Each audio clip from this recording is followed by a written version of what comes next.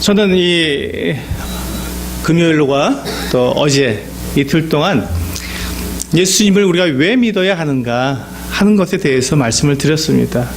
앞에 이 현수막에 나와 있는 것처럼 사람이 거듭나지 아니하면 하나님 나라를 볼 수 없기 때문에 거듭나야 한다는 말씀을 드렸습니다. 이 첫 번째 시간에 거듭나야 한다. 근데 이 거듭난다는 것은 특별한 것이 아니라 다시 태어난다는 것입니다. 두 번째 태어난다는 것입니다. 사람들은 그것을 오해합니다. 다시 태어난다 하니까 어떻게 늙었는데 어떻게 또 다시 태어나는가? 아하, 그것은 착하게 살아라. 개과천선하고 좀 사람답게 살아라 하는 그런 말이겠구나 하고 오해하고 그렇게 그냥 착하게 살면 되는 줄 알고 교회 열심히 나오면 되는 줄 알고 하나님 저 이렇게 하나님을 사랑합니다라고 헌금 많이 넣으면 내가 거듭난 사람이 된 것처럼 생각하고 착각하고 그렇게 행하는데 그것이 아니라 거듭난다는 것은 성령으로 태어나는 것이고 새로운 생명을 내가 갖게 되는 것이고 내가 부모님께 물려받은 이 육체에 속한 생명이 아니라 하나님께로부터 온 이 생명, 새 생명, 그것은 영원한 생명이기 때문에 우리가 영생이라고 부릅니다. 이 영원한 생명을 가지는 것, 그것을 거듭남이라고 말씀을 드렸습니다. 그러니까 우리 육체는 죽을 수밖에, 사람은 다 죽지 않습니까? 제가 그래서 두 번째 시간 둘째 사망을 피하라는 주제로 말씀을 드렸는데 사람은 다 죽습니다. 모든 사람이 다 죽습니다. 죽지 않는 사람 없죠? 그것은 우리가 다 아는 사실, 인정하는 사실입니다. 아무도 영원히 사는 사람이 우리 가운데 없기 때문에 사람은 다 죽어. 그렇지, 죽는 거지 라는 건 다 인정합니다. 그렇게 사람이 다 죽기 때문에 죄와 사망의 법이라고 하는 것을 제가 말씀을 드려요. 하나님께서 처음에 정해주신, 사람을 지으시고 첫 번째 사람들에게 주신 하나님의 법 1조 1항은 죄를 지으면 죽어야 한다고 하는 죄와 사망의 법을 하나님께서 처음에 주셨습니다. 그래서 사람이 죽는 것은 병들어 죽는 것이 아니고 기운이 다 빠져서 죽는 것이 아니고 그 병이 들어 죽고 기운이 빠져 죽고 사고로 죽는 그 원인, 그보다 더 큰 원인은, 더 기본적인 원인은, 근본적인 원인은 죄를 지었기 때문에 사람이 죽는다고 말씀을 드렸습니다. 그것이 하나님의 법이고 하나님께서 사람들에게 정해주신 법이기 때문에 죄를 지은 모든 사람은 죽어야 합니다. 그래서 어린아이도 죽어야 하고 젊은이도 죽어야 하고 늙은이도 죽어야 하는 것입니다. 죄를 지었기 때문에. 그래서 한 사람도 죽지 않는 사람이 없고 모든 사람은 다 죽어야 하기 때문에 모든 사람은 다 죄인이라고 제가 말씀을 드렸습니다. 사람이 죽기 때문에, 모든 사람이 죽기 때문에 모든 사람은 죄인입니다. 그래서 모든 죄인이 하나님 앞에 심판을 받게 될 텐데 이 세상의 맨 마지막, 가장 마지막 장면은 하나님께서 그 위엄의 보좌, 권위의 보좌에 앉으셔서 사람들을 재판하시는 장면으로 이 세상은 끝나게 됩니다. 그 마지막 재판, 하나님께서 그 권위와 영광과 위엄 가운데 앉으셔서 재판하시는 그 재판을 크고 흰 보좌에 앉으셔서 왕으로서, 재판하시는 왕으로서, 임금으로서 모든 백성들을 심판하시는 그 하나님의 그 재판, 그 재판은 사람들이 행한 대로, 우리가 평생에 행한 그 모든 것을 다 기록해 놓으시고 그 기록대로 모든 사람이 볼 수 있도록 다 펼쳐놓은 그 기록에 의해서 사람들을 재판하시는데 그 재판의 결과는 그 사람이 유죄이냐 무죄이냐를 가르는 것입니다. 그런데 우리 모든 사람들이 자신의 행한 그대로, 내가 말한 그 모든 것들을 사실대로 그대로 다 나타내 보였을 때 누가 자신 있게 나는 무죄라고 말할 사람이 누가 있냐는 것입니다. 아무도 없습니다. 그래서 모든 사람이 하나님의 그 보좌 앞에서 하나님, 저는 유죄입니다. 하나님께서 어떤 벌을 내리셔도 제가 받을 수밖에 없는 유죄입니다. 저는 죄인입니다라고 고백할 수밖에 없는 그 자리가 하나님께서 마지막으로 온 인류 모든 사람을 다 재판하시는 크고 흰 보좌의 심판이라는 것입니다. 그런데 그 크고 흰 보좌의 심판을 받게 되면 사람들은 다 유죄라고 고백하고 하나님께 벌을 받아 마땅하다고 고백할 그때 하나님께서 내리시는 벌은 둘째 사망, 두 번째 사망. 한 번 죽는 것은 내 육체가 죽는 것이고 두 번째 죽는 것은 영원한 불못. 구더기도 죽지 않고 불도 꺼지지 않는 그 영원한 불못에 던져지는 그것을 둘째 사망이라고 하는데 그 둘째 사망에 던져지는 것이 그 유죄로 판결된 사람들의 결과입니다. 그런데 하나님께서 그 은혜를 베푸셔서 그 둘째 사망을 피할 길을 마련해 주셨는데 생명책에 기록된 자는 둘째 사망에 들어가지 않는다고 약속해 주셨습니다. 그리고 그 생명책의 원래 이름은 어린 양의 생명책이었습니다. 그 어린 양이 누구였습니까? 예수 그리스도. 그렇습니다. 예수 그리스도, 그분이 어린 양이시고 그분이 우리를 위해서 자기의 피를 흘려서 우리를 대속하실 제물로 오신, 어린 양으로 오신, 하나님께 제사를 드릴 그 제물로서 오신 그분이기 때문에 그분의 피로 말미암아 죄의 용서함을 받은 사람은 그 사람의 이름이 생명책에 기록이 되고 생명책에 기록된 사람은 둘째 사망에 들어가지 않기 때문에 둘째 사망을 피할 수 있다고 제가 분명하게 말씀드렸고 하나님의 성경책에 하나님께서 그렇게 약속해 주셔서 우리가 그것을 믿고 둘째 사망, 영원한 불못을 피할 수 있게 되었습니다. 그것이 복음이고 그것이 우리에게 소망이 됩니다. 그리고 어제 두 번째 시간이죠. 셋째 시간에는 주 예수를 믿으라라는 제목으로 말씀을 드렸습니다. 하나님께서 사람들을 만드신 원래 목적은 무엇이라고 말씀드렸습니까? 사람들과 함께 영원히 사는 것. 하나님께서 사람을 만드셔서 서로 사랑하며 영원히 함께 사는 것이 하나님께서 사람을 만드신 근본 목적이었습니다.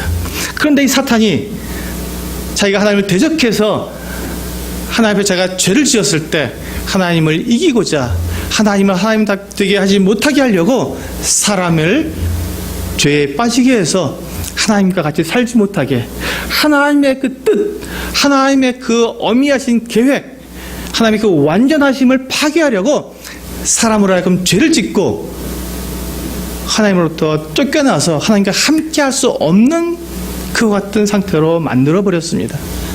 사탄은 그때 승리한 줄 알았습니다. 사탄은 근데 그때 내가 이제 하나님을 이길 수 있는 방법이 생겼어. 나는 하나님을 이길 거야. 됐어. 라고 생각했지만 하나님은 하나님이십니다. 절대 피조물, 절대로 만들어진 존재는 결코 하나님을 능가할 수가 없습니다. 하나님께서는 이미 사람을 만드시기 전에, 창세 전에 사람을 만드실 계획을 세우셨을 때 그때 사람이 범죄할 걸 아셨고 그 범죄할 사람을 위해서 하나님께서 계획을 세워 놓으셨습니다. 그것을 창세 전에 그리스도 안에서 우리를 거룩하고 흠이 없게 하시고 예수 그리스도로 말미암아서 우리를 하나님의 아들들로 삼기 위한 계획을 세워 놓으신 것입니다. 우리가 거룩하고 흠이 없게 되는 것은 바로 하나님의 아들 예수 그리스도 그분 때문이며 우리가 하나님의 아들들, 하나님의 아들과 딸이 되는 것은 바로 예수 그리스도 그분 때문에 된다고 하나님께서 이미 그 모든 것들을 계획해 놓으셨고 그것을 준비하셨습니다. 그리고는 이제 사람이 정말로 범죄했을 때 하나님께서는 창세기 3장 15절에서 처음으로 사람들에게 약속해 주셨습니다. 뱀에게 내가 너로 여자의 후손과 원수가 되게 하고 여자의 후손이 내 머리를 상하게 할 것이고 너는 그의 발꿈치를 상하게 할 것이라는 말씀을 통해서 옛날 고대의 전쟁에서 승리한 장군이 적장의 머리를 발로 밟고 승리를 외쳤을 때 그 모습처럼 예수 그리스도 그분께서 사탄의 머리를 밟으시고 승리하신 그 완전한 승리를 우리에게 선포하심으로 우리가 죄에서 구원받고 사망에서 생명으로 옮겨지는 이 놀라운 약속을 창세기 3장 15절에서 처음 우리가 죄를 지었을 때부터 사람들에게 약속해 주셨습니다. 그 승리하시는 그 승리자의 이름은 무엇이었다고요? 여자의 후손이라는 이름으로 하나님은 약속해 주셨습니다. 여자의 후손. 이게 무슨 뜻인지 우리는 잘 알지 못했지만 하나님께서 예수님이 태어나시기 700년 전 선지자인 이사야 선지자를 통해서 말씀해 주셨습니다. 보라, 처녀가 잉태하여 아들을 낳으리니 그 이름을 임마누엘이라 하리라. 여러분, 처녀가 어떻게 잉태하겠습니까? 처녀가 어떻게 임신을 할 수 있겠습니까? 남자 없이 어떻게 여자가 아이를 낳을 수 있겠습니까? 그런데 하나님께서는 그 여자의 후손이어야 되기 때문에, 왜? 사람으로 태어날 수 없기 때문에, 사람이 아니어야 되기 때문에, 사람을 구원하실 그분은 하나님이셔야 되기 때문에 하나님께서 하나님의 능력으로 처녀에게 잉태하게 하셨고 처녀에게서 낳은 그 아들이 임마누엘이 되겠다고 말씀하셨습니다. 그 임마누엘의 뜻이 하나님이 우리와 함께 하신다는 뜻입니다. 하나님이 처음부터 사람을 만드실 때 세웠던 그 계획, 그 뜻, 내가 너희와 함께 영원히 함께 살겠다 라고 하신 그 계획, 그 뜻을 임마누엘이라고 하는 이 아들을 통해서, 하나님의 아들을 통해서, 이 구원자를 통해서 이루시겠다고 하시는 확고한 계획을 분명히 예수님이 태어나기 700년 전 선지자에게 예언을 해주셨습니다. 그리고 그 예언대로 700년이 지난 후에 어느 날 예수님의 그 육신의 모친이신 마리아에게 성령께서 임하셔서 정말로 처녀가 잉태를 하게 되었습니다. 그리고 하나님께서 그렇게 수천 년 동안 계획해 오시고 이루시겠다고 약속하신 그 약속을 마리아를 통해서 예수 그리스도께서 탄생하심으로 정말로 구원자가 우리의 그 모든 죄를 다 용서해 줄 수 있고 우리를 하나님의 아들로 받아줄 수 있는, 우리를 거룩하게 하고 흠이 없는 자로 만들어서 하나님의 그 하늘에 속한 신령한 모든 복을 누릴 수 있도록 우리를 구원하실 그 구원자가 정말로 이 세상에 태어나신 것입니다. 하나님의 아들이 사람의 모습을 가지고 이 세상에 태어난 그날이 2000년 전 그 어느 날 이 세상에 정말로 일어났다는 것입니다. 이 기적 같은 일, 이 믿을 수 없는 그 일을 하나님께서 정말로 이루어주셨고, 하늘 보자, 그 영광의 보자, 사람을 만드시고 이 온 우주를 창조하신 그 하나님께서 사람처럼 이 땅에 태어나셨다는 것입니다. 어떻게 창조주가 피조물의 모습을 가지고 태어날 수 있을까요? 그것은 단 한 가지, 하나님의 그 약속을 이루시기 위해서. 어떤 약속입니까? 내가 너희와 영원히 함께 살겠다 하신 그 약속, 그 계획을 이루시기 위해서 하나님은 사람이 되어서 이 땅에 오셨습니다. 그리고 이 땅에 오신 그 예수님이 정말로 사람을 위해서 죽어주셨습니다. 하나님께서 속죄의 법, 사람들에게 주신 그 죄를 지었을 때 그 죄를 용서받는 법을 하나님께서 말씀해 주셨는데, 그 용서받는 법은 하나님께서 이스라엘 백성들에게 율법을 주셔서 지켜봐라. 그러니까 다 지키면 살 수 있다. 그러나 너희가 이것을 못 지켰을 때는 내가 너희에게 그 못 지킨 그것을 피할 수 있는 법을 알려주겠다. 그것은 너희가 죄를 지었을 때, 법을 어겼을 때마다 짐승을 가지고 와서 짐승을 너희를 대신해서 죽여라. 그럼 그 생명으로 말미암아 너희 생명이 보존되겠다. 생명이 생명을 보존하는 것이다.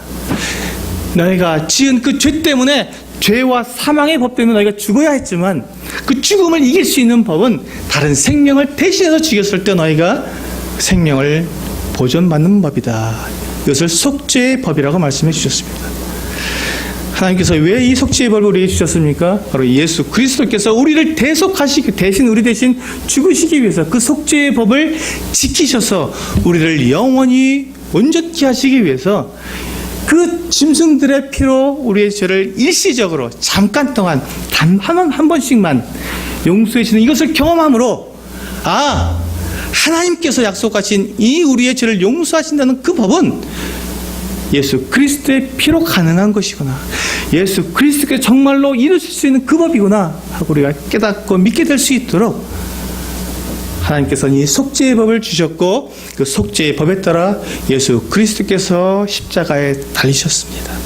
아무 죄가 없으신 흠도 없고 점도 없는 완전하신 그분께서 극악무도한 죄인의 그 자리에 쓰셔서 십자가에서 우리를 위해서 대신 죽으셨습니다. 그 죽으시면서 맨 마지막에 이 주 예수 그리스도께서 십자가에서 외치신 그 말은 다 이루었다입니다. 다 이루었다.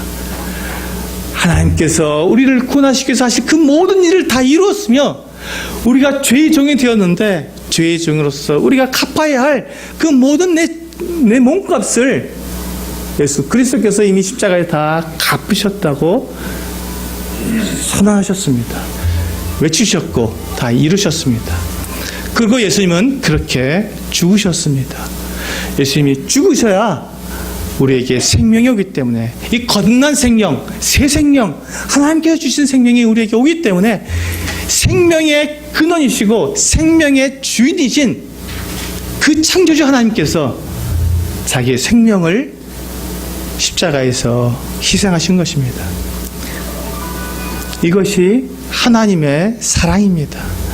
이것이 하나님의 사랑이고 하나님의 우리를 사랑하시는 그 사랑의 증거가 예수 그리스도께서 십자가에 달려 죽으신 그것이 하나님께서 우리 사람들을 사랑하신 분명한 증거라고 말씀해 주셨습니다. 이제 오늘은 앞에 나와 있는 제목처럼 넷째 시간의 제목은 같이 읽어볼까요? 시작. 살아있는 자로 여기라 라는 주제로 말씀을 드리겠습니다.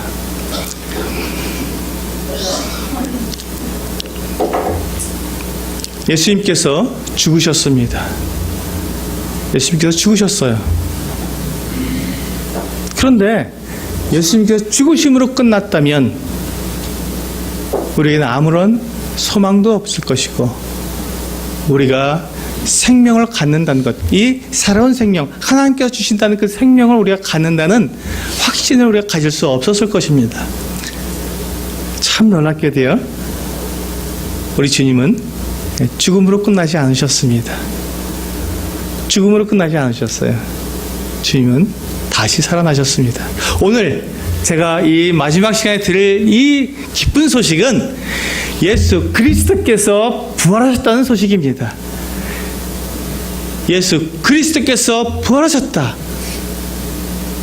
이 기쁜 소식을 오늘 전해드리고자 합니다. 마태복음 27장 57절에서 61절에 보시면 이와 같이 말씀하고 있습니다. 예수님께서 어떻게 죽으셨는지가 나오고 있습니다. 제가 읽어드리겠습니다. 저물었을 때 아리마대의 부자 요셉이라는 사람이 왔으니 그도 예수의 제자라. 빌라도에게 가서 예수의 시체를 달라 하니 이에 빌라도가 내주라 명령하거늘 요셉이 시체를 가져다가 깨끗한 세마포로 싸서 바위 속에 판 자기 새 무덤에 넣어두고 큰 돌을 굴려 무덤 문에 놓고 가니 거기 막달라 마리아와 다른 마리아가 무덤을 향하여 앉았더라. 이 장면은 예수님께서 십자가에 달려서 죽으신 그 장면부터 시작됩니다. 예수님께서 십자가에 달려서 죽으셨을 때 이제 하루 해가 다 지나가고 해가 뉘엿뉘엿 저물게 되었습니다. 그러자 아리마대에 살고 있는 아리마대 사람 요셉이라는 사람이 빌라도에게 와서 예수님의 그 시체를 달라고 했습니다. 이 사람은 부자였습니다. 왜 부자라고 말씀했냐면 이분이 준비한 무덤이 특별한 무덤이었기 때문에 그렇습니다. 이 아리마대 사람 이 요셉이 빌라도에게 와서 예수의 시체를 달라 했더니 빌라도는 누구였냐면 총독이었습니다. 지금 이스라엘은 그 로마의 식민지였습니다. 그러니까 식민지를 감독하는 총독이 마치 왕과 같은 신분이죠. 오히려 왕보다 더 높을지도 모르겠습니다. 총독이니까요. 로마에서 파견된 다스리는 자이기 때문에 총감독이었기 때문에 그 사람이 더 높을 수도 있었습니다. 왕이 있었지만 왕보다 더 높은 권위가 있을 수 있는 이 총독 빌라도에게 와서 예수님의 시체를 달라고 했습니다. 그러자 이 빌라도가 예수님의 시체를 내어주라고 부하들에게 얘기해서 그 시체를 십자가에서 내려다가 무엇을 했습니까? 네, 장사를 지내려고 했습니다. 59절에 보니까 요셉이 시체를 가져다가 깨끗한 세마포로 싸서 이게 이제 이스라엘의 장례법입니다.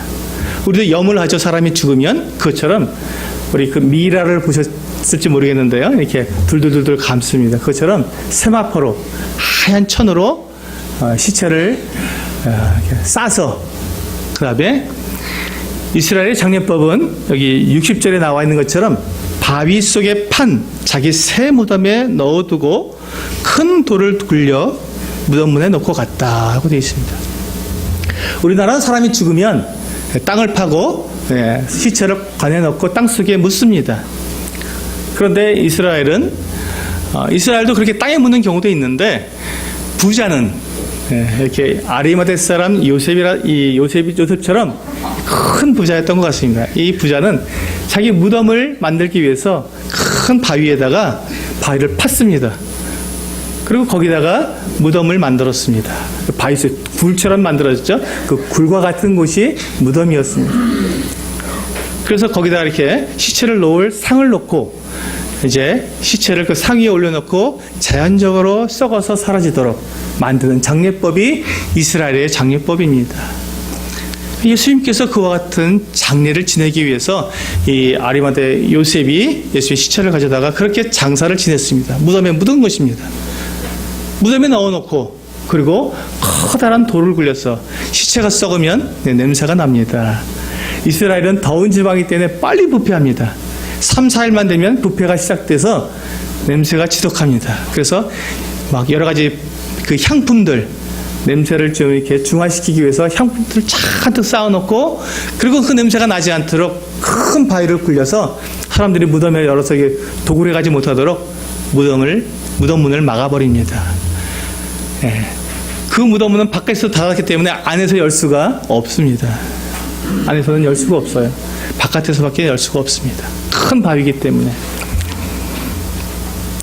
그렇게 예수님을 그 바위에 판 그 무덤에 놓고 갔는데 그때 거기에 두 여인이 함께 있었습니다.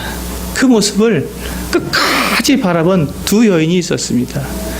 한 여인의 이름은 막달라 마리아였고 다른 여인의 이름도 역시 마리아였습니다. 이 두 마리아가 함께 그 무덤을 끝까지 지켜보았습니다. 왜냐하면 예수님이 너무 갑자기 십자가에 처형됐기 때문에 장사 지낼 그 준비를 못했습니다. 그래서 이 향품을 충분히 놓아서 시체 썩는 냄새가 나지 않게 좀 이렇게 도와드리고 냄새가 심하게 나면 사람이 지나가다가 누구 무덤인데 이렇게 냄새가 나? 이렇게 모욕할까봐 두 마리아는 마음이 너무 아팠습니다. 예수님의 시체에 넣어야 할 향품이 적은데 혹시 모독을 받을까봐 굉장히 마음을 졸였습니다. 그리고 끝까지 그 장사 지낸 걸 끝까지 보고는 마음에 다짐을 하고 돌아갔습니다. 근데 그 다음날이 안식일이었습니다. 유대인들은 안식일날 움직일 수가 없습니다. 아무 일도 할 수가 없습니다. 그래서 안식일이 지나기를 기다렸다가 마태복음 28장 1절부터 7절까지 보니까 이 두 명의 마리아가 이제 움직이기 시작합니다. 1절에 보니까 안식일이 다 지나고 안식 후 첫날이 되려는 새벽에 막달라 마리아와 다른 마리아, 그렇죠? 그 두 명의 마리아, 두 여인이 이제 일어났습니다. 그리고 무덤을 보려고 갔더니, 이 마태복음에서는 무덤을 보려고 갔다고 했는데 다른 이 복음서에서는 향품을 놓으려고, 향품을 더 드리려고 몸에 바를 향품을 준비해서 갔다라고 되어 있습니다. 예수님의 그 시체가 썩기 시작했을 때 모독받지 않기려고, 냄새가 너무 심해, 이런 말을 듣지 않으려고 향품을 더 놓아드리려고 갔습니다. 그러니까 이 두 마리아가 예수님의 그 십자가에서 죽으시는 모습을 보았을 때 조금도 그분이 죽으셨다는 것을 의심할 여지가 없었던 것이죠. 시체 썩는 냄새를 좀 막기 위해서 향품을 준비해 갔으니까요. 예수님이 죽으신 것은 그 누구도 부인할 수 없는 확실한 사실입니다. 그리고 이제 제3일 되는 날에 이 향품을 들고 두 여인이 그 무덤에 갔는데, 제가 읽어드리겠습니다. 2절에 보니까 큰 지진이 나며 주의 천사가 하늘로부터 내려와 돌을 굴려내고 그 위에 앉았는데 그 형상이 번개 같고 그 옷은 눈같이 희건을 지키던 자들이 그를 무서워하여 떨며 죽은 사람같이 되었더라. 여기 보시면 이 무덤을 지키던 사람들이 있었습니다. 군사들이 있었는데요. 예수님의 그 무덤 앞에서 지켜서 예수님의 시체를 아무도 훔쳐가지 못하도록 딱 지키고 있었습니다. 그런데 그날 이 여인들이 예수님의 그 시체를 보러 갔을 때 지진이 나고 또 주의 천사가 하늘로부터 내려와서 그 돌을 굴려냈습니다. 그리고 돌 위에 앉았습니다. 천사가. 그리고 그 천사가 이 여자들에게 말을 했습니다. 5절입니다. 천사가 여자들에게 말하여 이르되 너희는 무서워하지 말라. 십자가에 못 박히신 예수를 너희가 찾는 줄을 내가 아노라. 그가 여기 계시지 않고 그가 말씀하시던 대로 살아나셨느니라. 살아나셨느니라. 와서 그가 누우셨던 것을 보라. 또 빨리 가서 그의 제자들에게 이르되 그가 죽은 자 가운데서 살아나셨고 너희보다 먼저 갈릴리로 가시나니 거기서 너희가 배우리라 하라. 보라, 내가 너희에게 일렀느니라 하거늘. 여러분, 이 영광스러운 장면을 한번 생각해 보시기 바랍니다. 하나님의 아들, 제자들도 하나님의 아들로 믿었고, 그리고 그분은 능력이 있다고 믿었고, 그리고 이스라엘 나라를 회복할 분이라고 믿었고, 그분은 권능과 능력과 기적과 표적으로 사람들을 구원하시고 이제 승리해서 왕의 나라를 세울 그 어떤 분으로 믿었는데 그분이 하루아침에 속절없이 십자가에 달려서 죽으셨습니다. 그리고 3년 동안 예수님과 함께 했던 제자들은 다 어깨가 축 늘어져서 이제 끝났어. 우리의 선생, 우리의 스승, 우리가 따랐던 그분은 죽었는데 이제 우리에게 무슨 소용이 있어? 하고 다 숨어버렸습니다. 혹시 나도 잘못 걸리면 죽게 되니까 나도 곤욕을 당할까 봐서 제자들이 숨어버렸습니다. 제자들도 예수님이 부활하실 것을 믿지 못했던 것이지요. 상상할 수 없었던 일입니다. 죽은 사람이 살아난다는 거죠. 여러분 한번 생각해 보시기 바랍니다. 그런 일이 있겠습니까? 결코 있을 수 없습니다. 일어날 수 없는 그 일입니다. 왜? 사람은 결코 죽음을 이길 수 없기 때문에 그렇습니다. 이 세상 그 누구도 스스로 부활한 사람은 단 한 사람도 없습니다. 그래서 사람들은 이 부활을 믿지 못했는데 여기에 보시면 천사가 이 여인들에게 분명하게 증거해 주었습니다. 그가 여기에 계시지 않고 그가 말씀하신 대로 살아나셨느니라 하고 분명히 말씀해 주셨습니다. 그렇습니다. 예수님은 다시 살아나셨습니다. 부활하셨습니다. 그런데 이제 여인들이 가서 제자들에게 예수님께서 다시 살아나셨다고 천사의 한 말을 그대로 해줬습니다. 그러면 이 제자들이 여인들의 말을 믿고 예수님께서 부활하셨다는 것을 믿었겠습니까? 예, 아닙니다. 믿지 못했습니다. 아니, 어떻게 제자들이 그걸 못 믿습니까? 라고 묻는데 그들도 우리가 똑같은 사람입니다. 우리도 부활 어떻게 그런 일이 있어 하고 우리도 못 믿겠는데 제자들도 동일한 사람들이었다는 것입니다. 그게 참 감사해요. 야, 그렇구나. 예수님을 직접 만났던 이 제자들도 예수님께 부활하셨다는 그 소식을 들었지만 못 믿었구나. 나처럼 못 믿었구나. 그런데 놀라운 것은요, 예수님께서 이 예수님의 그 부활을 믿지 못한 이 제자들에게 나타나 주셨다는 것입니다. 제자들이 믿을 수 있도록 부활하신 그 몸으로 제자들에게 오신 거예요. 예수님께서 그 부활하신 몸으로 제자들이 모여있는 곳에 오셔서 너희들에게 평강이 있을지어다 라고 말씀해 주시니까 이제 부활하신 그 예수님을 만났으니까, 직접 눈으로 보았으니까, 이야기를 나눴으니까 예수님께서 부활하신 것을 믿지 못할 수가 없는 거죠. 아, 정말이구나. 내가 그 여인들이 해준 얘기를 우리는 믿지 못했는데 그분이 정말 부활하셨구나. 바로 앞에 있는데 뭘 못 믿어요? 믿고 말고 하는 게 아니지 않습니까? 부활하신 그분을 만났으니까 부활한 게 사실이에요. 그러자 이 제자들이 주님 부활하셨다는 것을 담대하게 이제 말할 수 있게 되었습니다. 그런데요, 주님께서 한 가지 더 우리들에게 확실하게 예수님의 부활을 우리에게 알려주시려고 한 가지 더 일을 하셨습니다. 오늘 이 말씀인데요, 요한복음 20장 21절부터 29절 보면 참 놀라운 일이 생겼습니다. 그 예수님의 제자들이 함께 모였을 때 예수님이 나타난 그 부활하신 예수님을 만났던 이 제자들 중에 이 도마라고 하는 사람, 도마라고 하는 제자가 있었는데요. 예, 우리 부엌에 쓰는 도마 말고요. 예, 이름이 도마입니다. 이 도마라는 이 사람이 그 자리에 없었어요. 예수님을 보지 못했죠. 부활하신 주님을 만나지 못했죠. 그런데 이 다른 제자들이 예수를 만났으니까 분명하지 않습니까? 이 도마에게 가서, 도마, 우리가 부활하신 주님을 만났어. 정말 예수님이 부활하셨어. 우리가 그게 무슨 말인지 몰랐잖아. 예수님이 여러 번 말씀하셨는데, 근데 정말로 부활하셨어. 다시 살아나셨다고. 그분이 하나님의 아들이 분명해. 우리가 이론적으로 알았는데 생명, 이 죽음을 이기셨으니 그분이 하나님의 아들이 아니고는 누구시겠어 하고 이 도마에게 말했어요. 근데 도마가 얼굴을 싹 바꾸고, 무슨 소리야? 너희들 미쳤어? 어떻게 죽은 사람이 다시 살 수 있어? 그런 일은 절대로 있을 수 없어. 난 못 믿어. 다른 제자들이 그렇게 얘기해 주는데도 도마는 그렇게 말했습니다. 나는 못 믿어. 믿을 수도 없어.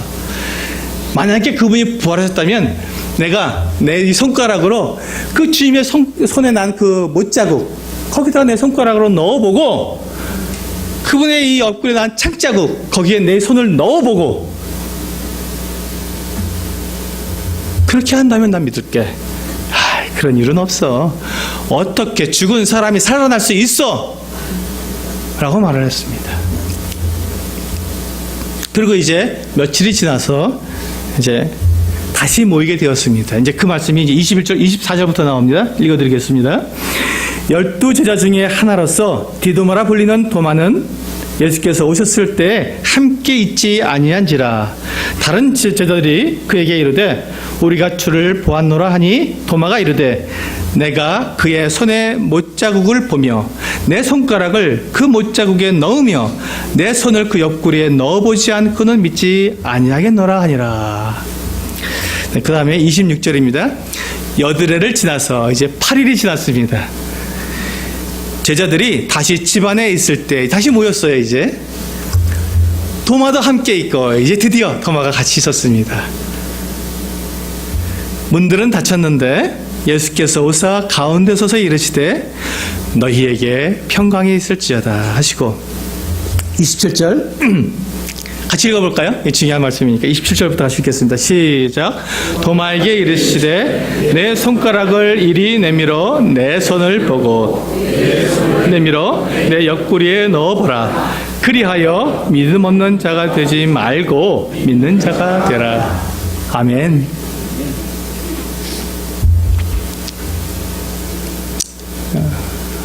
예수님께서 부활하신 몸으로 도마에게 오셨습니다.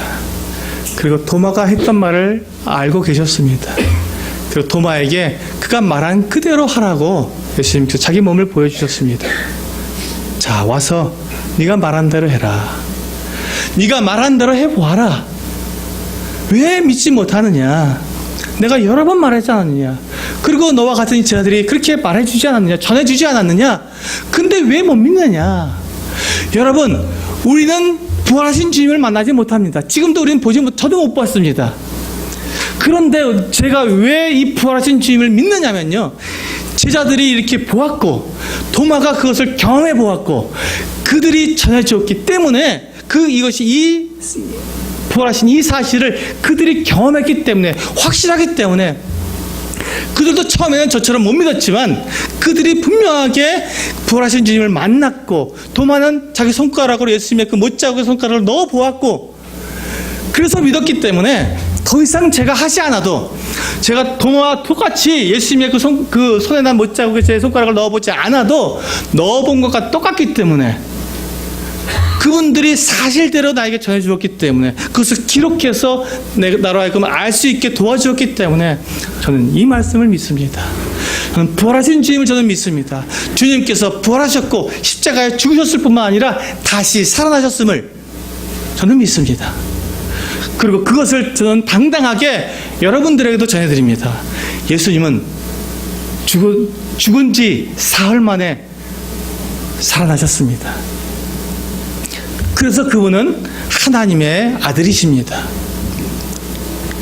여러분들 중에서 스스로 죽었다가 살아나실 분이 계시면 나와보시기 바랍니다. 우리는 죽어서 다시 살아날 수 없는 사람들입니다. 우리는 사람이고 우리는 흙에서 왔기 때문에 흙으로 갈 사람들입니다. 우리는 결코 하나님이 아닙니다. 그러나 예수 그리스도는 흙에서 오신 분이 아니라 하늘에서 오신 분이시고 하나님 그분이시기 때문에 죽음에 더 이상 묶일 수 없고, 죽음을 이기시고 사망을 이기시고 승리하신 하나님의 아들이신 것입니다. 그래서 저는 예수 그리스도를 믿습니다. 그래서 그분을 내가 의지하고 그분이 주시는 생명으로, 저는 거듭난 생명으로 제가 거룩하게 되었고 흠이 없게 되었고 하나님의 자녀가 되었기 때문에 저는 당당하게 하나님 나라에 들어갈 수 있다고 저는 당당하게 여러분들에게 외치는 것입니다. 그리고 저와 이 동일한 믿음을 가진 사람은 저와 함께 손잡고 이 하나님 나라에 같이 들어갈 수 있다고 저는 당당하게 알려드리는 것입니다. 저와 같은 믿음을 갖고 함께 하나님 나라에 들어가시기를 원합니다. 감사합니다. 자, 이 경험을 한 도마에게 이제 그 충격이 왔습니다. 그래서 도마가 이렇게 고백합니다. 저와 동일한 고백입니다. 같이 한번 읽어보시겠습니다. 시작. 도마가 대답하여 이르되 나의 주님이시요 나의 하나님이시나이다. 예수께서 이르시되 너는 나를 본고로 믿느냐? 보지 못하고 믿는 자들은 복되도다 하시니라. 여기 보세요. 도마가 어떻게 말했습니까? 이게 신앙 고백입니다. 부활하신 예수님을 만난 사람이 할 수 있는 고백이 바로 이것입니다. 이것이 믿음이에요. 나의 주님이시고 나의 하나님이십니다. 당신이 정말 부활하셨습니다. 당신은 하나님이십니다 라고 고백하는 것, 이게 우리가 예수님을 믿는 것이고 이게 영접하는 것이고 이게 구원받는 거예요. 믿었으니까. 도마가 이렇게 고백한 이 고백을 저도 동일하게 하고 있습니다. 그래서 제 영어 이름이 도마입니다. 토마스. 네. 저는 도마를 참 사랑합니다. 왜냐하면 제가 부활하신 주님을 확실하게 믿고 전할 수 있는 그 어떤 증거를 나에게 주셨기 때문에 저는 이 토마스를 정말 좋아해서 제 이름을 토마스라고 지었습니다. 영어 이름을. 저 보시면 토마스하고 불러주세요.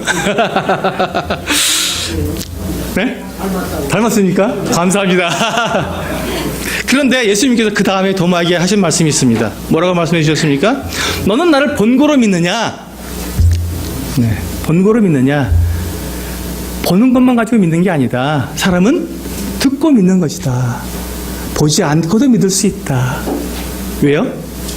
본 사람들이 전해주면, 그래서 경험한 사람이 전해주면 그게 사실이니까 아, 그렇구나, 믿을 수 있다는 것입니다.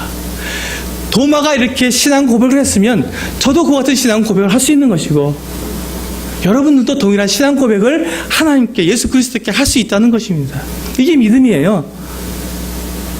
하나님은 그것을 원하시는 것입니다. 예수님께서 그렇게 말씀하셨잖아요. 너는 본 거로 믿느냐? 보지 않고 믿는 자들은 복되도다. 복이 있다는 거예요. 하늘나라 갈 수 있는 복이 있다는 것입니다. 우리가 거룩하게 되고 흠이 없게 되고 하나님의 자녀가 될 수 있는 그 복을 받을 수 있다는 거예요. 안 보고도 믿을 수 있습니다. 경험하지 않고도 믿을 수 있어요. 왜? 사실을 사실대로 우리는 전해 들어서 그 사실을 믿음으로 되는 것이니까요. 아멘.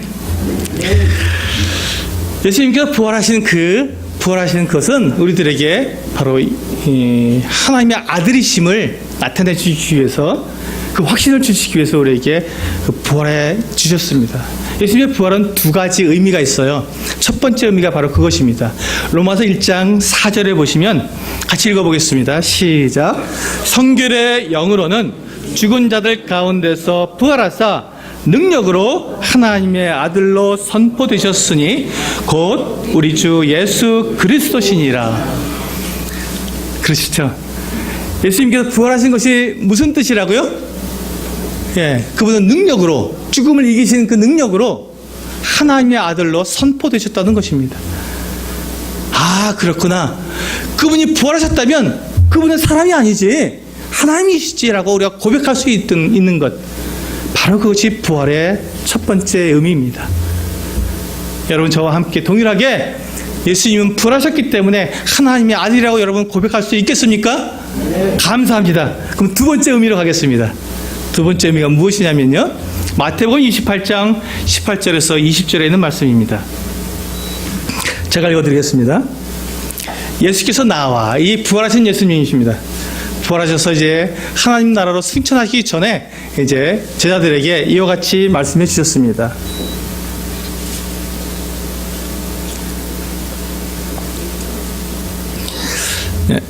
18절입니다. 예수께서 나와 말씀하여 이르시되 하늘과 땅의 모든 권세를 내게 주셨으니 그러므로 너희는 가서 모든 민족을 제자로 삼아 아버지와 아들과 성령의 이름으로 세례를 베풀고 내가 너희에게 분부한 모든 것을 가르쳐 지키게 하라.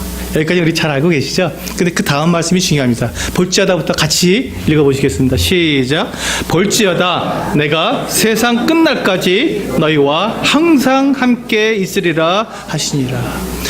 예수 그리스도께서 부활하신 이유는요, 세상 끝날까지 우리와 항상 함께 계시기 위해서 부활하신 것입니다. 죽은 사람이 어떻게 우리와 함께 있을 수 있겠습니까? 여러분, 죽은 사람과 함께 지낼 수 있습니까? 결코 그럴 수 없습니다. 예수님께서 십자가에 달려 죽으시고 장사되어서 썩어버리셨다면, 그것으로 끝나버리셨다면, 제자들이 그 죽은 예수님, 무덤에 묻히신 예수님 때문에 그들의 어깨가 축 늘어지고 실망하고 좌절하고 낙담해서 그냥 그렇게 이제 소망이 없어지고, 베드로는 어부가 있기 때문에 아유 물고기 잡으러 가자 하고 자기 본업으로 돌아가는 이와 같은 삶을 살 수밖에 없었는데, 죽었으니까요. 죽어 있는 사람과 어떻게 동행합니까? 그런데 예수님께서는 이와 같이 말씀하셨습니다. 내가 세상 끝날까지 너희와 항상 함께 있으리라. 어떻게 이게 가능합니까? 예수님께서 죽음을 이기시고 부활하셨기 때문에, 살아 계시기 때문에 우리와 항상 함께 계실 수 있다는 것입니다. 예수님은 우리와 항상 함께 계시기 위해서 부활하셨습니다. 이게 하나님께서 사람을 만들 때 처음 하셨던 그 계획, 처음 목적, 사람과 함께 영원히 살고 싶다고 하시는 그 계획, 그리고 그것을 이루기 위해서 임마누엘로 오신 그 예수님의 그 이름, 하나님이 우리와 함께 계시다는 그 이름을 이루신 것이고, 이제 지금 부활하신 그 몸으로 그것을 이제 이루시겠다고 약속해 주셨습니다. 볼지어다 내가 세상 끝날 때까지 너희와 항상 함께 있을 것이다. 그럼 지금 그 제자들이 죽었습니다. 이 첫 번째 약속을 받은 이 제자들은 죽었습니다. 그러면 예수님의 세상 끝날 때까지 누구하고 함께 계시죠? 그 다음 제자들, 또 그 다음 제자들, 똑같은 믿음을, 동화와 같은 그 믿음을, 신앙 고백을 하고 예수 그리스도를 자기의 하나님으로, 나의 왕으로, 나의 주님으로 영접한 그 제자들에게 주님은, 살아계신 그 주님은 세상 끝날까지 항상 함께 계시는 것입니다. 지금 여기에 계신 예수님을 주로 왕으로 하나님으로 고백하시는 그 분들에게는 예수님께서 함께하고 계시는 것입니다. 예수님 그것을 위해서 다시 살아나셨습니다. 우리와 함께 있기 위해서. 우리가 아침에 떡과 잔을 통해서 주의 만찬을 통해서 주님께서 우리와 함께 계신 것을 우리는 경험했습니다. 떡을 나누고 잔을 나누면서 내가 주님과 함께 하나라고 하는, 내가 주의 살을 먹고 주의 피를 마시면서 주님과 내가 하나가 되었다는 이 고백을 우리는 했습니다. 주님이 함께 계시고 나와 항상 함께 계시다는 것을 우리는 기억할 수 있도록 이 놀라운 예식을 우리에게 주셔서 우리는 그것을 통해서 매주 예수님이 우리와 함께 계시다는 것을 우리는 기억하고 있습니다. 이 약속을 그대로 지금 지키고 있는 것이죠. 그래서 이 우리 갈라디아서 2장 20절 말씀을 보면 이것이 바로 예수님께서 우리와 함께 하고 계시다고 하는 약속을 우리가 믿을 수 있도록 우리에게 이해시켜 주시는 말씀입니다. 네, 이 말씀은 많은 분들이 알고 계시고 또 좋아하는 말씀이라고 생각이 됩니다. 우리 같이 한번 읽어보겠습니까? 시작. 내가 그리스도와 함께 십자가에 못 박혔나니 그런즉 이제는 내가 사는 것이 아니요 오직 내 안에 그리스도께서 사시는 것이라. 이제 내가 육체 가운데 사는 것은 나를 사랑하사 나를 위하여 자기 자신을 버리신 하나님의 아들을 믿는 믿음 안에서 사는 것이라. 여기 보시면요, 내가 그리스도와 함께 십자가에 못 박혔다고 분명히 선언하고 있습니다. 여러분, 예수님께서 십자가에 못 박히신 것은요, 예수님 홀로 못 박히신 것이 아닙니다. 우리와 함께 못 박힌 겁니다. 왜? 예수님이 우리 대신 못 박히셨기 때문에. 나를 대신했다는 말은 나와 함께 못 박혔다는 말과 같은 것입니다. 그 의미가. 그래서 내가 그리스도와 함께 십자가에 못 박혔습니다. 그렇다면 그런즉 이제는 내가 사는 것이 아니라 내가 지금 살고 있는 삶은 이미 죽었기 때문에 나는 예수님과 함께 부활한 삶을 살고 있다는 것입니다. 여러분, 이게 믿어지세요? 이해가 되십니까? 굉장히 중요한 말씀을 제가 드립니다. 반복할 겁니다. 지금 모르셔도 괜찮습니다. 다음번 말씀에서 또 이해가 될 것입니다. 예수님께서 십자가 달라 죽으신 것은 나와 함께 십자가 달라 죽었습니다. 난 죽은 사람입니까? 산 사람입니까? 죽었죠. 근데 나는 지금 살아있잖아요. 이게 뭡니까? 난 살았는데. 예수님께서 부활하셨지 않느냐? 그러니까 부활한 주님과 너희가 함께 살고 있는 거다. 아, 그렇군요. 지금 내가 살고 있는 것은 부활하신 주님과 내가 그 부활 생명으로 살고 있는 것이군요. 아, 지금 내 생명은 옛 생명이 아니라 부활 생명이군요. 주님이 부활하셨으니까, 나와 함께 계시니까, 아, 그렇군요. 그 부활 생명으로 사는 것이군요. 그래서 이제는 내가 사는 것이 아니라 오직 내 안에 그리스도께서 사시는 것이었군요. 부활 생명이 내 안에 들어와서 내 안에 사시니까 내가 그 부활 생명으로 거듭난 생명으로 살아가는 것이군요. 그리스도께서 내 안에 들어온 것이 바로 거듭난 생명이고, 그것이 영원한 생명이고, 그것이 새로운 생명입니다. 하나님께 주신 생명이에요. 예수 그리스도께서 내 안에 들어오신 것. 예수님은 영원한 생명이시기 때문에. 그래서 이제 내가 육체 가운데 사는 것은, 이 부분은 제가 다음 성경구절에서 설명을 드리겠지만, 근데 내가 지금 육체 가운데 살고 있습니다. 육체는 옛 생명이죠. 첫 생명. 몸으로 온 것, 부모님에게 받은 생명. 이 생명은 언제 끝납니까? 육체가 흙으로 돌아갈 때 끝납니다. 그래서 하나님께 주신 새 생명, 거듭난 생명, 영원한 생명을 우리가 가지고 그것으로 살아가야 한다는 것입니다. 그런데 우리가 그와 같은 새 생명을 가질 수 있는 것은 맨 마지막에 하나님의 아들을 믿는 믿음 안에서 사는 것이라고 분명히 말씀해 주고 있습니다. 예. 로마서 6장에서 이 부분을 다시 한번 설명드리겠습니다. 조금 어렵기 때문에 다시 한번 로마서 6장 3절에서 9절 말씀을 통해 좀 더 자세하게 말씀을 드리겠습니다. 3절 제가 읽겠습니다. 무릇 그리스도 예수와 합하여 세례를 받은 우리는 그의 죽으심과 합하여 세례를 받은 줄을 알지 못하느냐. 자, 이제 우리가 침례 받는 것 우리가 생각해 보시면 됩니다. 우리가 침례를 받는 것은 세 가지 의미가 있습니다. 침례는 몇 가지 의미가 있다고요? 네, 세 가지 의미가 있습니다. 첫 번째, 침례의 첫 번째 의미는 예수 그리스도와 합해서 죽었다는 것입니다. 침례는 우리가 물에 들어갑니다. 그렇죠?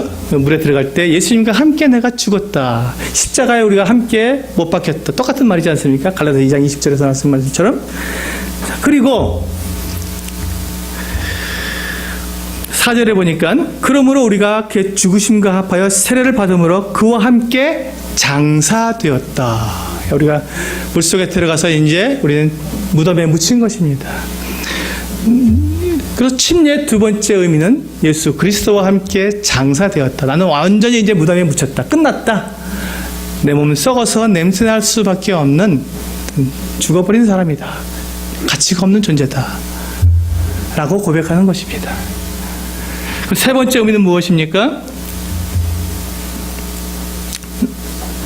네, 그 다음에 이는 아버지의 영광으로 말미암아서 그리스도를 죽은 자 가운데서 살리심과 같이 우리로 또한 새 생명 가운데 행하게 하려 함이라. 예수 그리스도께서 부활하신 것처럼 우리도 동일하게 예수 그리스도 안에서 부활했다고 하는, 물에서 올라옴으로써 우리가 새 생명을 가졌다고 하는, 예수 그리스도의 생명, 부활하신 생명을 나도 가졌다고 하는 이 세 번째 의미를 가지고 있습니다.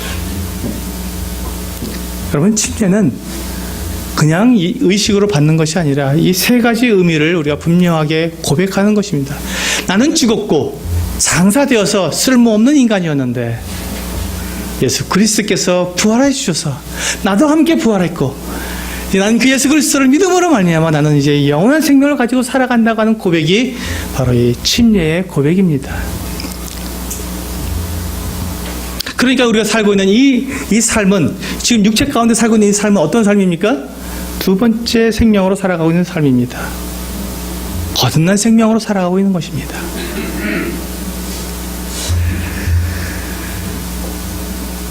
그런데 이게 잘 안 믿어져요. 왜냐하면 우리가 이 거듭난 생명, 영원한 생명, 그리고 우리가 부활한 몸을 우리가 갖지 않았기 때문에 그렇습니다. 우린 여전히 첫 생명, 육체의 생명을 가지고 지금 살아가고 있습니다.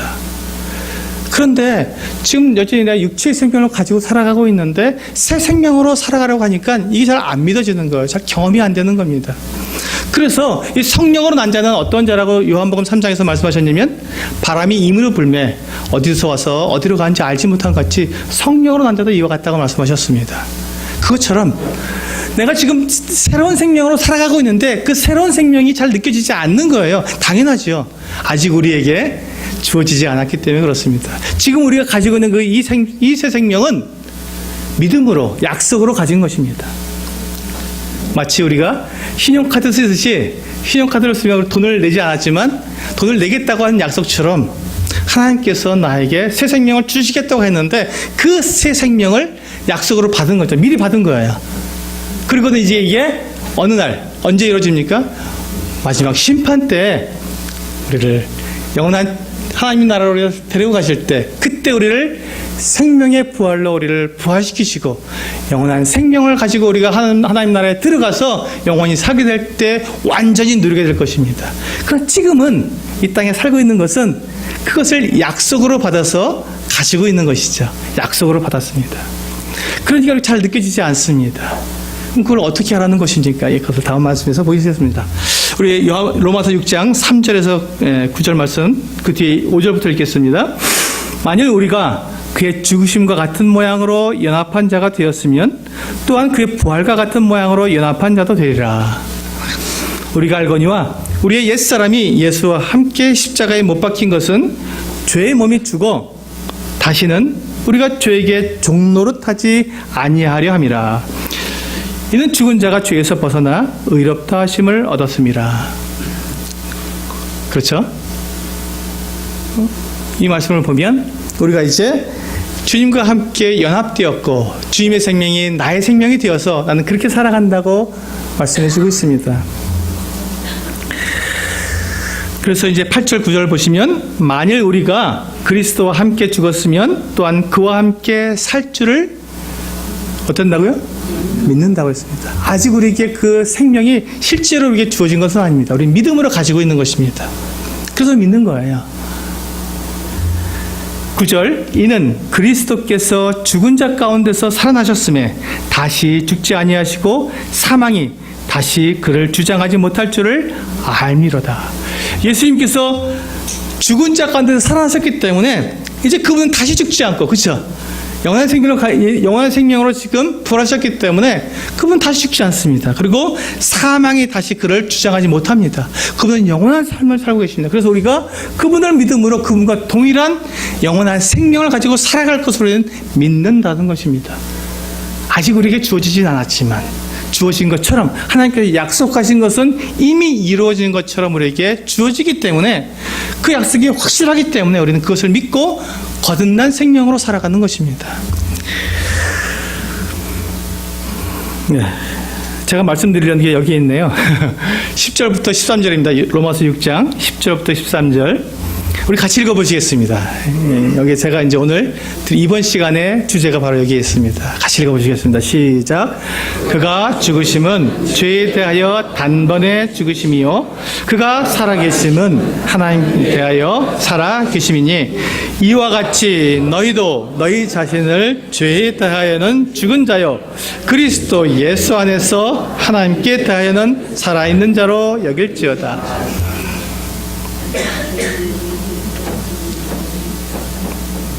우리는 지금 우리가 가지고 있는 이 생명, 내가 살고 있는 이것은 육체 가운데서 살고 있는 것입니다. 그래서 이 육체는 하나님께서 정하신 법대로 흙에서 와서 흙으로 돌아가야 하는 생명입니다. 우리는 그것을 잠깐 동안 살고 있는 거예요. 그래서 이 육체의 생명, 거듭나지 않은 생명과 우리가 믿음으로 말미암아서 약속으로 받은 새 생명이 지금 동시에 같이 있는 것입니다. 내 안에 예수 그리스도께서 계심으로 옛 생명과 새 생명이 함께 공존해 있습니다. 그러니까 우리가 계속해서 갈등을 하는 거예요. 어떻게 보면 내가 믿는 것 같고 확실한 것 같은데 어떻게 보면 또 내가 아닌 것 같기도 하는 이와 같은 갈등이 우리 안에서 일어날 수 있다는 것입니다. 확실한 것은요, 하나님은 약속대로 약속을 반드시 이루시는 분이라는 것입니다. 하나님께서 하신 말씀은 결코 어길 수 없으며 하나님께서는 그 약속을 지키시기 위해서 자기의 목숨을 거신 분이라는 것을 저는 말씀을 드립니다. 주 예수를 믿으라. 그리하면 너와 내 집이 구원을 받으리라고 하나님께서는 약속해 주셨습니다. 영접하는 자, 곧 그의 이름을 믿는 자들에게는 하나님의 자녀가 되는 권세를 주겠다고 약속해 주셨습니다. 믿는 자는 영생을 얻는다고 약속해 주셨어요. 근데 그 약속을 지키기 위해서 하나님은 어떻게 하셨습니까? 하나님의 아들, 삼위일체의 하나님 자신이신 그분이 사람이 되어서 이 땅에 오신 거예요. 그리고 그분이 십자가에 달려 죽으셨습니다. 자기 목숨을 희생하신 거예요. 무엇 때문에요? 그 약속을 지키시기 위해서. 주 예수를 믿으라. 그리하면 너와 내 집이 구원을 받으리라 하신 그 약속을 지키시기 위해서. 영접하는 자, 그 이름을 믿는 자들에게는 하나님의 자녀가 되는 권세를 주겠다고 하는 그 약속을 지키시기 위해서 하나님은 그 한마디 그 약속을 지키시기 위해서 자기의 목숨을 십자가에 내놓으신 거예요. 그 약속을 지키시기 위해서. 하나님의 약속은 그냥 사라져버리는 것이 결코 없어요. 하나님께서는 그 약속을 지키시기 위해서 우리 사람들과 하는 그 약속을 정확하게 지키시기 위해서 자기의 목숨을 바치신 분이라는 것이에요. 그 하나님께서 여러분들을 고난시가 있다고 할 그 약속을 어기시겠습니까? 자기 목숨을 내어주신 분이 그 약속을 어기고 우리를 모른 채 하시겠습니까? 결코 그럴 수 없다는 것입니다. 그분은 하나님이시기 때문에 그 약속을 어길 수가 없습니다. 그래서 우리에게 주신 그 새 생명, 우리 안에 주신 그 예수 그리스도, 우리 안에 주신 그 성령님, 하나님의 영, 그리스도의 영, 성령, 삼위일체의 영이신 그 성령께서 우리 안에 계시다는 것은 우리가 영원한 생명을 가졌다고 하는 그 증거가 되는 것입니다. 그래서 이 말씀에서 보시면 그가 죽으심은 죄에 대하여 단번에 죽으셨다. 우리의 죄를 다 용서하시기 위해서 단번에 영원히 온전케 하시기 위해서 죽으셨다. 그가 살아계심은 하나님께 대하여 살아계시다. 이제 하나님께 나아갈 수 있는 사람이 되었다. 하나님의 영광에 나아갈 수 있는 사람이 되었다. 살아났기 때문에 죄와 상관없이 거룩하게 되었고 흠이 없는 자가 되었기 때문에 하나님께 나아갈 수 있게 되었다고 우리에게 말씀해 주시는 것입니다. 그리고 11절에 이와 같이 너희도 여러분들도 너희 자신을 죄에 대하여는 죽은 자여. 우리는 여전히 죄를 짓고 있지만 우리는 이미 하나님의 약속 안에서 예수 그리스도 안에서 이미 그 모든 죄가 다 사라졌기 때문에 죄에 대해서 이미 죽은 자로 여기라는 것이에요. 그리고 그리스도 예수 안에서 하나님께 대하여는 영원히 사는 살아있는 사람으로 여기라는 것입니다. 이게 믿음입니다. 여기는 것, 인정하는 것. 하나님께서 이렇게 약속해 주셨으면 그렇게 되는 것으로 인정하는 것, 여기는 것. 도대체 믿는 게 뭐예요? 아는 것과 믿는 게 차이가 무엇입니까? 라고 사람들이 저에게 묻습니다. 알아야 믿죠. 알아야 믿죠. 모르는데 어떻게 믿습니까? 알라는 것입니다. 분명히 알고 알았으면 나에게 그 알게 하신 그분이 하나님이시라면 하나님은 결코 그 약속을 어길 수 없는 분이기 때문에 그것을 인정하라는 거예요. 내가 믿으면 하나님께서 나를 영원한 생명을 주시고 나를 하나님 나라에 데리고 가시기 때문에 그 약속을 지키시겠구나. 그렇다면 나는 이제 구원받은 사람이 되었구나. 나는 거룩한 자가 되었구나. 하나님의 자녀가 되었구나라고 인정하는 여기라는 것입니다. 살아있는 자로 여기라는 것입니다. 이것이 믿음입니다. 여러분, 믿음은 정말 단순한 것입니다. 복잡한 것이 아닙니다. 왜냐하면 하나님께서는 어린아이, 청년이든지 노인이든지 남자든지 여자든지 지식이 많은 사람이든지 지식이 없는 사람이든지 그 누구이든지 하나님을 믿고 구원받아서 하나님 나라에 들어갈 수 있어야 되기 때문에 하나님은 가장 쉬운 방법으로, 가장 단순한 방법으로, 그러나 가장 확실한 방법으로 사람들을 구원하기 원하셨습니다. 그 방법이 믿으라는 것입니다. 그런데 여러분, 하나님께서 여러분들을 믿게 만드시지는 않습니다. 많은 분들이 그럼 좀 믿게 만들어주세요 하고 기다리시는 분들이 종종 있더라고요. 하나님은 근데 항상 말씀하십니다. 믿으라. 내가 한 이 말들, 성경에 기록된 이 말을 들었으면 네가 스스로 믿으라 하고 하나님은 요청하십니다. 하나님께서 우리에게 주신 도전은 네가 믿으라는 것입니다. 기다리지 말고 내가 적극적으로 들었으면 반응을 하라는 것입니다. 하나님 정말 나의 하나님이십니다. 나의 주님이십니다. 나에게 생명을 주셔서 감사합니다라고 나오라는 것입니다. 이제 로마서 6장 그 뒷부분인데요. 12절에 보시면 그러므로 너희는 죄가 너희 죽을 몸을 지배하지 못하게 하여 몸의 사육에 순종하지 말고 또한 너희 지체를 불의의 무기로 죄에게 내주지 말고 오직 너희 자신을 죽은 자 가운데서 다시 살아나신 자같이 하나님께 드리며 너희 지체를 의의 무기로 하나님께 드리라. 여기 보시면 13절 뒤에 보시면 이와 같이 기록되어 있습니다. 오직 너희 자신을 죽은 자 가운데서 다시 살아난 자 같이, 예수님께서 다시 부활하신 것 같이 너희도 동일하게 그렇게 너희 자신을 하나님께 드리라. 우리가 우리 자신을 하나님께 드릴 수 있는 자격이 주어졌다는 것입니다. 우리가 죄를 지었을 때 모든 사람이 죄를 지었으며 하나님의 영광에 이르지 못하는 것 같은 존재였는데 이제 우리가 부활한 생명, 예수 그리스도의 부활과 함께 연합한 자가 되어서 하나님께 나를 드릴 수 있는 그와 같은 사람이 되었다는 것입니다. 그렇게 여기고 그렇게 드리라는 것입니다. 하나님은 우리를 그렇게 받아주시겠다고 약속해 주셨습니다. 에베소서 1장 13절에서 14절 말씀입니다. 그 안에서 너희도 진리의 말씀 곧 너희의 구원의 복음을 듣고 그 안에서 또한 믿어 약속의 성령으로 인치심을 받았으니. 아까는 우리가 예수님께서 우리와 함께 연합되었다고 말씀을 드렸는데 이번에는 우리가 너희도 진리의 말씀, 하나님의 말씀이죠. 곧 너희의 구원의 복음을 듣고, 이건 본 것이 아닙니다. 들었습니다. 우리처럼 도마처럼 이렇게 예수님을 직접 본 것이 아니라 도마가 들려준 그 복음, 다른 예수님을 믿고 경험한 분들이 들려준 이 복음을 듣고 그 안에서 또한 믿어 듣고 믿은 우리는 약속의 성령으로 인치심을 받았다. 성령께서 우리 안에 들어오셨다는 것입니다. 믿는 사람에게는 성령이 그 안에 들어오십니다. 이것이 성령이 주시는 새로운 삶, 거듭난 삶, 거듭난 생명, 새 생명, 영원한 생명입니다. 그러니까 우리가 삼위일체로 말씀드렸지 않습니까? 그리스도, 성령, 성부 하나님 다 삼위일체이십니다. 한 분 하나님이세요. 그러니까 성령이 내 안에 들어오시는 것과 예수 그리스도가 내 안에 들어오시는 것 똑같은 말입니다. 같은 말입니다.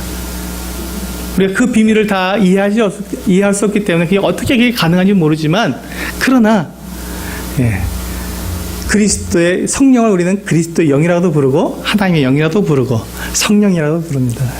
이 성령께서 우리 안에 들어오실 때 예수께서 우리 안에 계시는 것이고 성령께서 우리 안에 계신 것이 하나님께서 우리에게 주신 그 새 생명에 대한 증거로 우리에게 주셨습니다.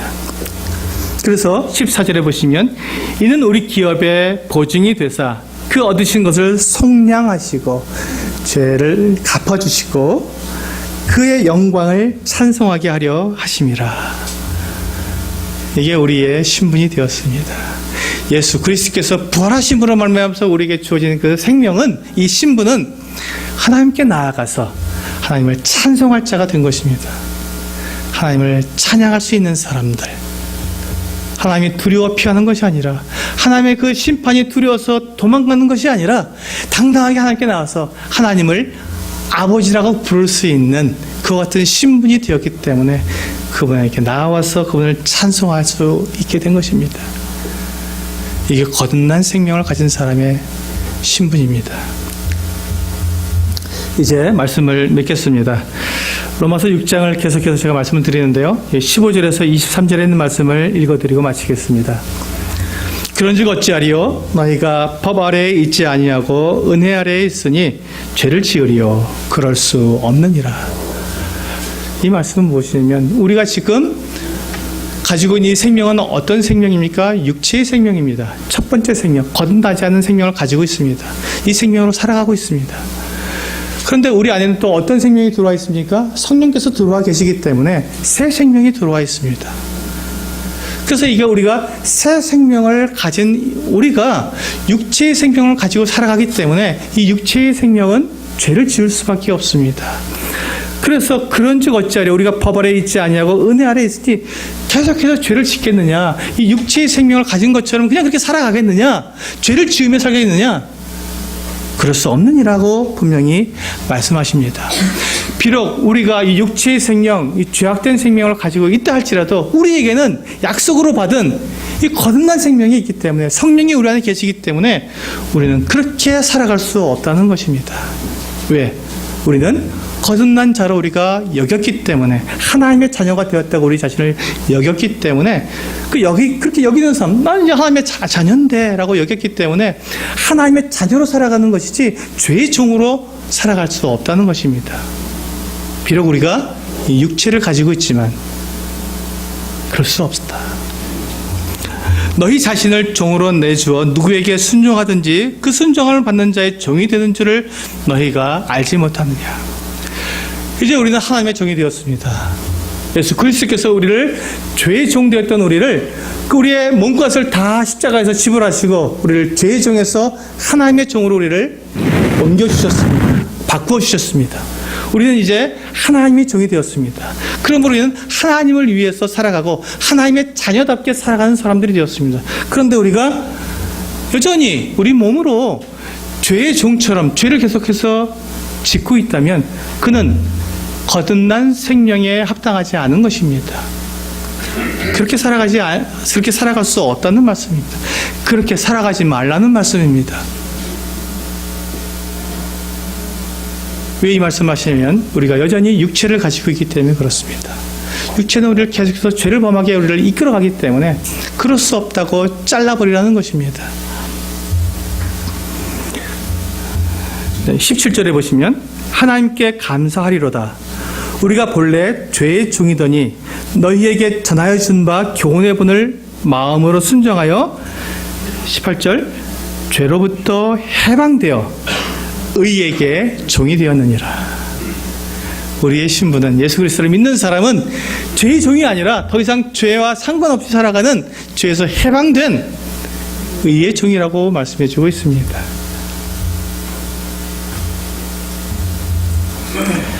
제가 이 말씀을 계속 드리는 이유는 19절에 나와 있습니다. 읽어드리겠습니다. 너희 육신이 연약함으로 내가 사람의 예대로 말하노니 전에 너희가 너희 지체를 부정과 불법에 내주어 불법에 이른 것 같이 이제는 너희 지체를 의에게 종으로 내주어 거룩함에 이르라. 여러분, 거듭난 삶은, 거듭난 생명은 죄와 상관없는 생명입니다. 그런데 우리 육체가 연약해서 전에 하던 것처럼 자꾸 죄 가운데 들어가려고 하는데 그렇게 하지 말아라. 그러니까 너희 자신이 의의 종이 되었다는 것을 여기고 믿고 이제 너희 자신을 의에게 종으로 드려라 라고 말씀해 주고 있는 것입니다. 20절에 너희가 죄의 종이 되었을 때는 의에 대하여 자유로웠느니라. 죄의 종로로 살 때는요, 옳은 일, 의로운 일을 하지 않아도 됐었습니다. 하지 않아도 상관없었어요. 왜냐하면 죄의 종이었기 때문에. 그런데 21절 너희가 그때 무슨 열매를 얻었느냐. 이제는 너희가 그 일을 부끄러워하나니 이는 그 마지막이 사망이기 때문에 그렇습니다. 죄의 싹은 사망이기 때문에 죄의 종이 되었을 때는 결국 죽을 수밖에 없는 사망이었는데 우리는 어떻게 됐습니까? 이제 사망에서 해방되었고 사망에서 생명으로 옮겨졌고 저희 안에 영원한 생명이 주어졌기 때문에 그 어떤 죄의 종노릇을 할 이유가 없다는 것입니다. 어떻게 그게 가능합니까? 그렇게 믿음으로 가능하다는 것입니다. 그렇게 여김으로 가능하다. 그렇게 여김으로 가능합니다. 그게 믿음이 주는 힘입니다. 하나님께서는 그 믿음을 여러분들에게 원하시는 것입니다. 22절 그러나 이제는 너희가 죄로부터 해방되고 하나님께 종이 되어 거룩함에 이르는 열매를 맺었으니 그 마지막은 영생입니다. 하나님께 약속해 주셨습니다. 우리에겐 영생이 있습니다. 우리 영생을 가진 사람으로서 살아가는 사람들이 되었습니다. 23절 읽고 마치겠습니다. 같이 읽겠습니다. 시작. 죄의 싹은 사망이요 하나님의 은사는 그리스도 예수 우리 주 안에 있는 영생이니라. 혹시 이 가운데 예수 그리스도를 믿는 게 무슨 소용이 있나? 예수 믿으라는 게 무슨 소용이 있나? 나 돈 많이 벌고 건강하고 내 자식 잘 되고 이러면 족하지. 혹시 교회 나왔을 때 하나님이 나를 불쌍히 여기셔서 그렇게 해주신다면 나 교회 다니고, 그렇지 않다면 내가 뭐 꼭 교회 나올 이유가 있나? 나 성공하고 나 돈 좀 벌고 그렇게 하기를 원해서, 그것을 원해서 교회 나오신 분이 계시다면 죄송합니다. 저는 그것을 약속드릴 수 없습니다. 하나님의 말씀에서는 그것을 약속해 주시지 않습니까? 그러나 하나님께서 분명히 약속해 주신 것 한 가지가 있습니다. 그것은 무엇이냐면 예수 그리스도 하나님의 그 아들께서 이 세상에 오셔서 우리의 모든 죄를 용서해 주시고 그분을 믿기만 하면, 그분을 믿으면 영원한 생명을 주신다는 것입니다. 이것은 제가 약속드릴 수 있습니다. 제가 제 목숨을 걸고도 제가 약속드릴 수 있습니다. 예수 그리스도를 믿으시면 그분이 누구든지 간에 그분은 영원한 생명을 얻습니다. 지옥에 가지 않고 하나님 나라에 들어갈 수 있습니다. 이것은 제가 당당하게 분명하게 약속드리겠습니다. 혹시 그 부분에 대해서 더 궁금하시거나 오늘 처음 나오셔서 잘 모르겠다는 분이 계시면 상담하시면 됩니다. 물어보시면 됩니다. 알려드리겠습니다. 그리고 그냥 그렇게 맥없이 돌아가지 마시고 예수 그리스도가 도대체 누구시길래 저렇게 말하나 알아보시고 확인해 보시고 믿고 돌아갈 수 있기를 원합니다. 감사합니다. 마치겠습니다.